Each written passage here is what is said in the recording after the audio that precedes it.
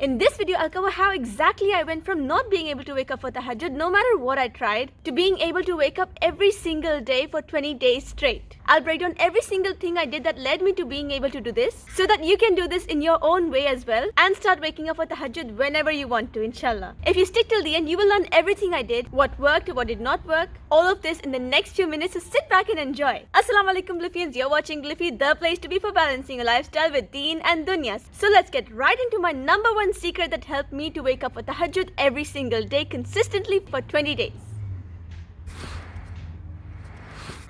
Okay, so my secret is missing witr prayer. There it is. I told you guys what my secret is.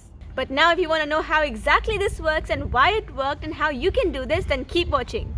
A lot of us have these du'as that we want to make in Tahajjud time, and we know that Tahajjud is a time that our du'as can be accepted. So we all at one point in our life have always wanted to wake up at that time and pray so that we can make our du'as and talk to Allah when everybody is asleep. And that was the same for me too, but no matter how much I wish, it was hard for me to wake up just to pray Tahajjud. I would close my alarm for Tahajjud, go back to sleep and wake up for Fajr. So this got me thinking, what can I actually do that can help me wake up for Tahajjud? Because the tactics that I used to wake myself up for Fajr were not working when I wanted to wake up for Tahajjud. There are so many things I followed for helping me to wake up for Fajr, which I've discussed in this video here if you want to check it out.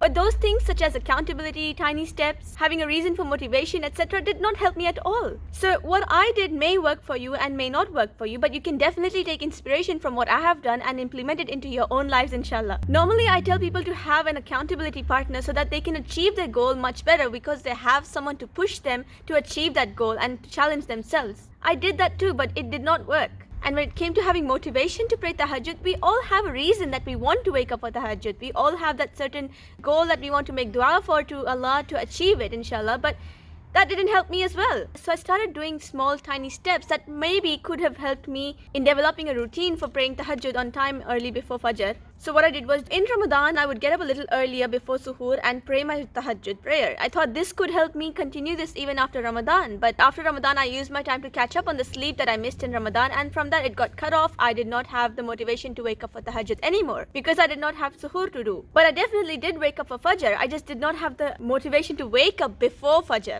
to pray Tahajjud. So like I said before, I made one small tiny change. I stopped praying witr after Isha. Normally I would pray Isha, witr, and then go to sleep, or do something else and then go to sleep. But this time I thought I'll try this. I tried challenging myself to wake up a little earlier by not praying witr in the night, so that I will have to wake up before Fajr. I don't have a choice. When the alarm rings, I don't have a choice to hit that snooze button. I know that I want to wake up and pray witr because it is wajib and I don't want to miss out on it. So the idea behind this was that I would wake up a little earlier than Fajr, pray Tahajjud, witr, and then Fajr. And this aligns with the hadith too, where the Prophet ﷺ said that the witr should be our last prayer of the day, of the night, not day.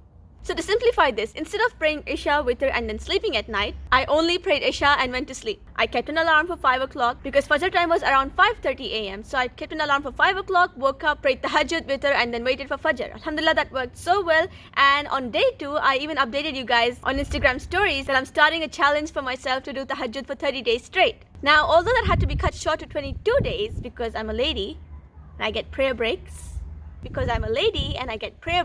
Alhamdulillah, 22 days is a huge achievement for me, and I'm sure that inshallah, if you start to implement something like this, a tiny change in your life can lead to huge big changes, inshallah. So if you really enjoyed watching this video and knowing my secret to waking up for Tahajjud every day for 22 days continuously, then give this video a thumbs up and subscribe, because that way you'll be helping me make more such videos for you.